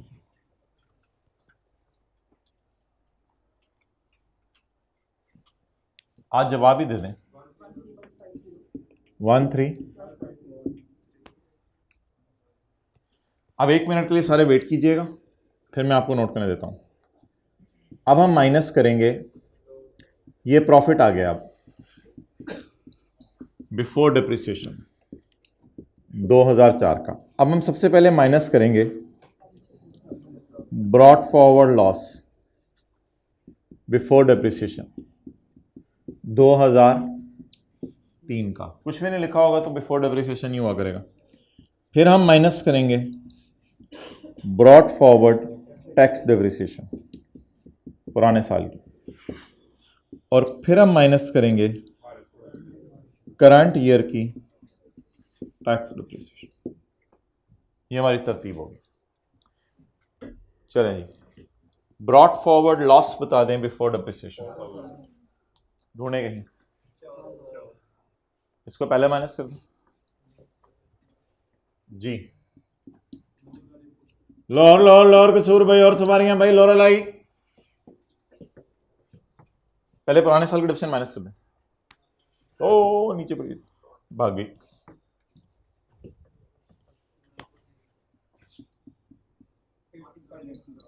लोर लोर लोर लोर मियां वाली गुजरावाला शेखुपुरा पत्तों की। यार बोला करो ना, जिंदगी में पता नहीं क्या करना पड़ता है। हमने तो जूते पॉलिश करने भी सीखे हुए हैं, पता नहीं जिंदगी में क्या करना पड़ सकता है। बोला करो साथ साथ। ये तो नहीं कहा मैंने सीए कर लिया, मैंने जूते पॉलिश पे हमारे बंदा दिनों में कर जूते पॉलिश चाह दफ्तर जी 9,000।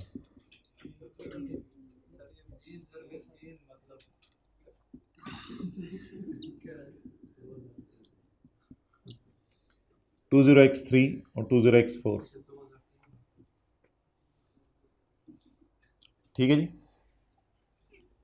कैरी फॉरवर्ड कर लें डिप्रिसिएशन को, कितना 350।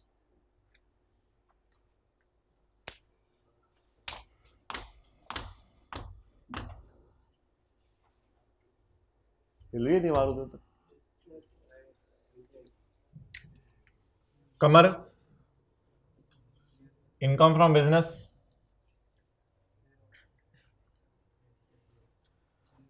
टैक्सेबल इनकम,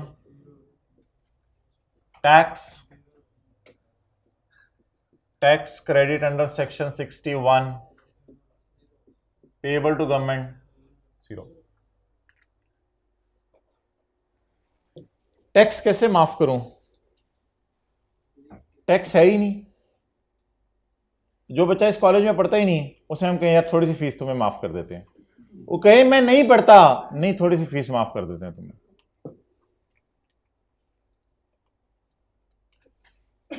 आप एफबीआर वालों के पास गए, एफबीआर वालों को आपने कहा मेरा कोई टैक्स नहीं है, एफबीआर वालों ने कहा चलो थोड़ा सा तुम्हें माफ कर देते हैं। ओ भाई नहीं है मेरा टैक्स, चलो थोड़ा सा तुम्हें माफ कर। क्या मतलब, क्या नहीं मेरा टैक्स ही नहीं बनता तो माफ क्या करेंगे अगले?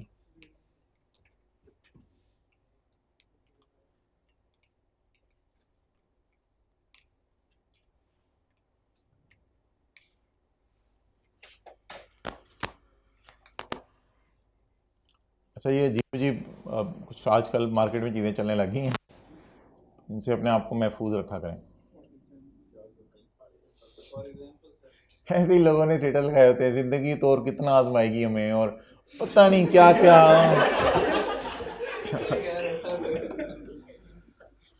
अजीब लोग है ना। अब सहाबा कराम 2-2 महीने खाने को नहीं मिलता था, वो फिर भी अल्लाह से शिकवा नहीं कर रहे हैं, और ये अजीब जाहिल किस्म के लोग अब कह लेते हैं और कितना तू रोलेगी हमें ज़िंदगी, क्या। तो इसलिए कंट्रोल ऑल डिलीट कर दिया करें चीज़ों को। ऐसे बंदे के स्टेटस म्यूट पे लगा दिया करें, जवाब ना दिया करें, वो पहले ही तपा होता है।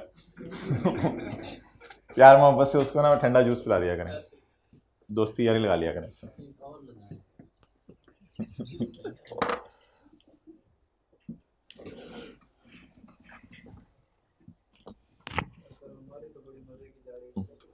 और पता नहीं दूसरों ने कुछ ना कुछ लफ्ज़ लिख के लगाए होते हैं, आपको पता भी नहीं होता वो सही है या नहीं, और वो कह रहे होते हैं हाँ शायद मुझे ही देख के लगाया इसमें। मैं भी ऐसा ही फील कर रहा हूँ वैसे आजकल, पता नहीं जी। तो ऐसी कुछ सोच आए ना तो क्लास के बाद आके वो स्टेटस दिखा दिया करें, उसका जवाब इंशाल्लाह आपको दे देंगे। तो खुद ना डिसीजन लिया करें कुछ।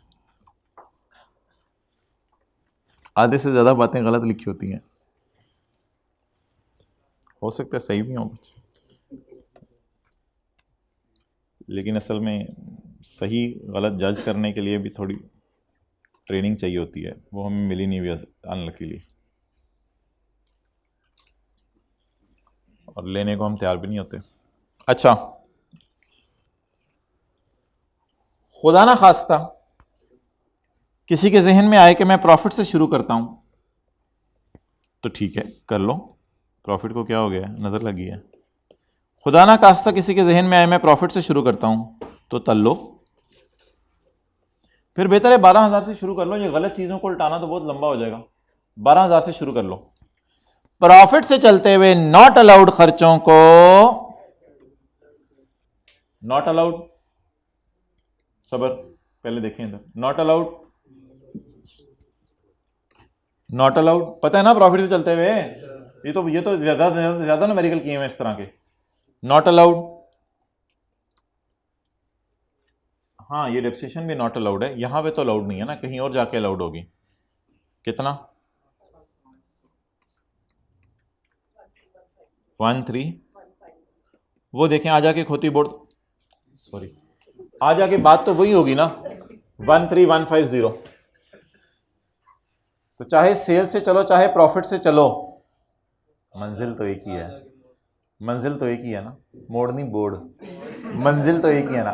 इस 13150 में से फिर ये भी माइनस करना है, ये भी करना है, ये बाकी आगे उसी तरह चलाना है, लेकिन यहां तक पहुंचने का आपको मैंने तरीका बता दिया।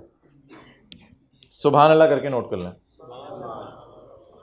इन्ना लिल्लाह, माशाअल्लाह। प्रॉफिट से अगर चलें तो लिखें नॉट अलाउड को क्या करेंगे, ऐड बैक करेंगे। Why are you taking a relaxing nap in the class? The class is going. The white shirt, you should not take a relaxing nap. You're supposed to come at 1:45 or 2:40, whatever you may like.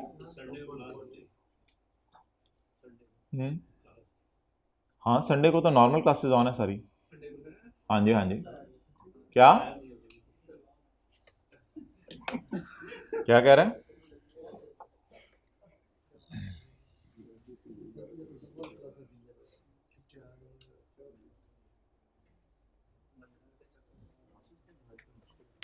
हाँ क्या ये हो तो गया,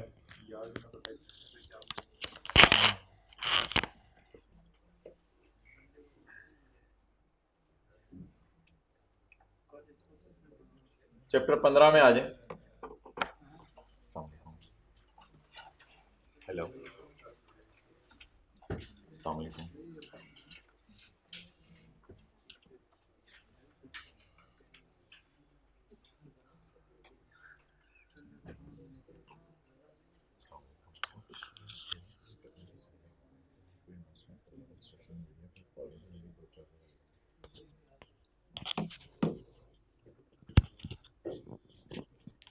okay अच्छा, दूसरी class में मुझे याद कराइएगा, अनाउंस में कर दूँ, संडे नॉर्मल वर्किंग डे है। अच्छा वापस आ जाएं उधर रिटर्न असेसमेंट अपील्स पे।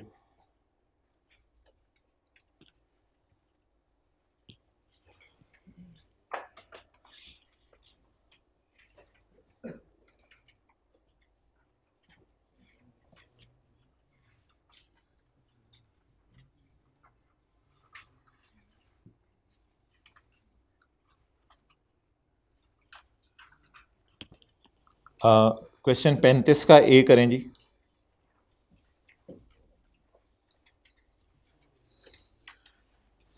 Under the income tax ordinance 2001 identify 4 situations under which appeal may be filed with commissioner appeal, page number 352। वो 4 सिचुएशंस बताएं जब हम अपील कर सकते हैं कमिश्नर अपील को। आज ही पढ़ें वो जो नॉन रेजिडेंट का रिप्रेजेंटेटिव और ये सारा, इस 8 में से कितनी बतानी है, सिर्फ 4 बतानी है। 127 का 1,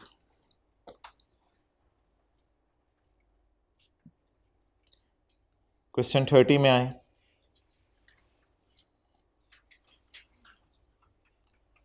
आपको पता है what is concealed asset? Definition है कंसील्ड एसेट की, ये है मेरे ख्याल से 123 का 3।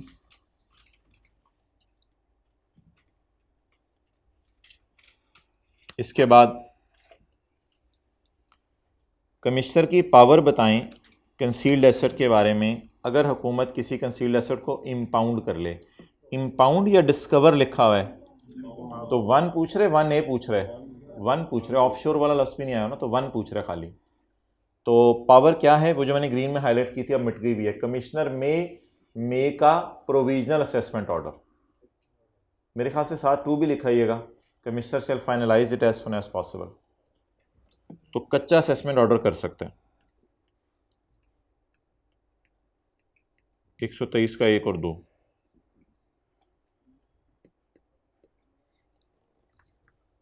अच्छा, कल वाली क्लास ली थी?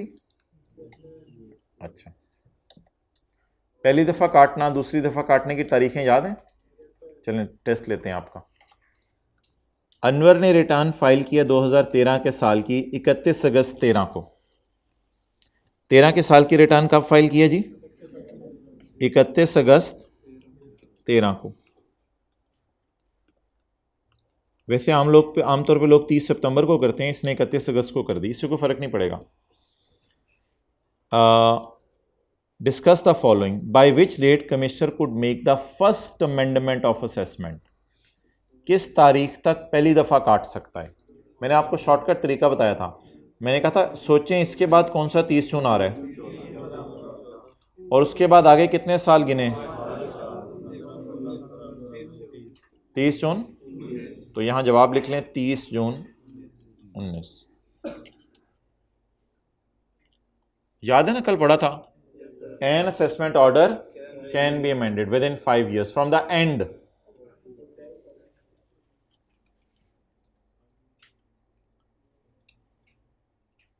अच्छा,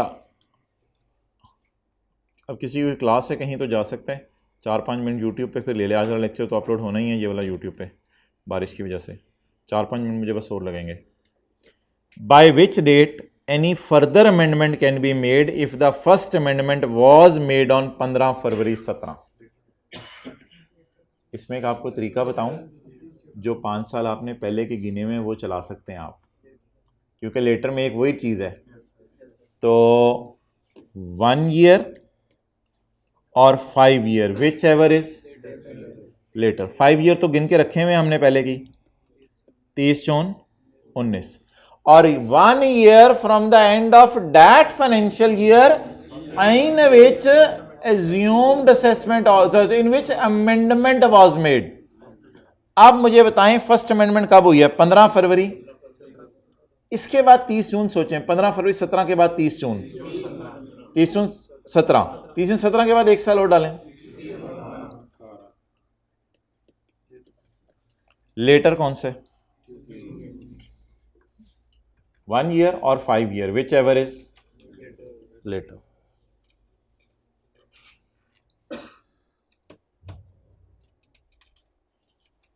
ओके,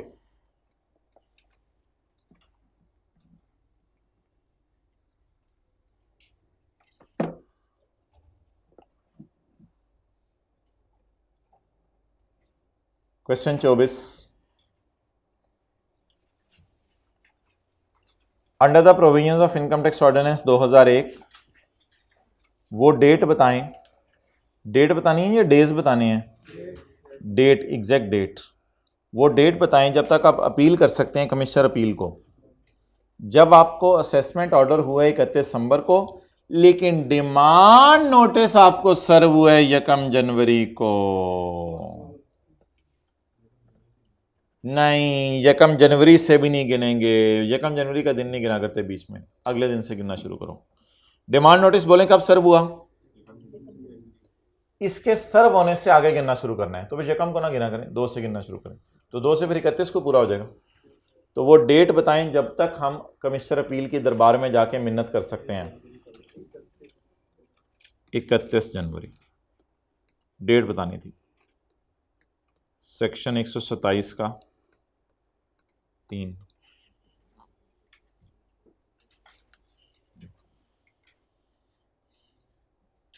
चलें जी, आखिरी सवाल आज का उठा दें हाइब्रिड में। आखिरी सवाल आज का, वो लोग बताएं जिन्होंने रिटर्न ऑफ इनकम जमा करवानी है। ये तो चैप्टर का पहला सफ़ है ना, जो चार्टर्ड अकाउंटेंट था, NTN और मोटर व्हीकल वाला। ये तो पुराना सवाल है। वो सर्कमस्टांसेस बताएं जिसमें कमिश्नर को ये पावर है कि वो आपको नोटिस दे के 12 महीने से कम की रिटर्न मांग सकता है। ये भी बहुत पुराना सवाल है।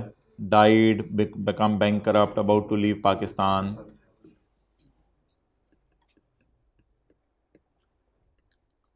भाईजान मैंने आपसे सी पूछना है, सबसे इंपॉर्टेंट सवाल है आज का, लिख लें C. State the power of commissioner, बातें ना करें। State the power of commissioner if a tax payer fails to furnish a return as required under B, उससे मांगी फिर भी जमा नहीं कराई। 12 महीने से कम की रिटर्न उससे मांगी फिर भी जमा नहीं कराई। अब हम क्या करें? नहीं नहीं नहीं, बिजली बंद गैस बंद तो है, असल में ये जो प्रोविजन है ना, ये वाज़े तौर पे एक जगह लिखी हुई है इसी नाम से।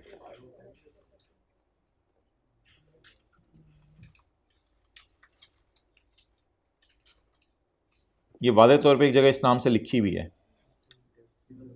If a person fails to furnish a return even in response to notice under subsection 3, the commissioner may based on available information and exercise best judgement make an assessment of income and tax. ये बड़ा important सवाल आता है। अगर आपसे return मांगे, आप मांगने के बावजूद भी जमा ना कराएं तो क्या करें? बेस्ट जजमेंट असेसमेंट कर लें। तो क्या हो जाएगी बोलें? Best judgement assessment. जी कौन सा सेक्शन? 121 का एक। दो भी लिख के आ सकते हैं, एक पूरा नहीं लिखना, एक में सारे सर्कमस्टांसेस नहीं लिखने, बस वो एक ही लिखना है। दो भी लिख के आ सकते हैं कि बाद में इनकम का ऑर्डर हमारे घर भेजें। एक में लिखा हुआ था मेक करें और दो में लिखा हुआ है इशू करें। चलें जी, 2 मुलाकातें अब हमारी होंगी इंशाल्लाह। एक आज 8 मुहर्रम को, 1:45 या 2:40 जो भी आप पसंद करें, और दूसरी इंशाल्लाह 9 मुहर्रम को 10 AM के ऊपर लाइव जूम मीटिंग होगी। फिर 10 मुहर्रम को कुछ भी नहीं होगा। संडे को इंशाल्लाह हम नॉर्मल तरीके से मिलेंगे।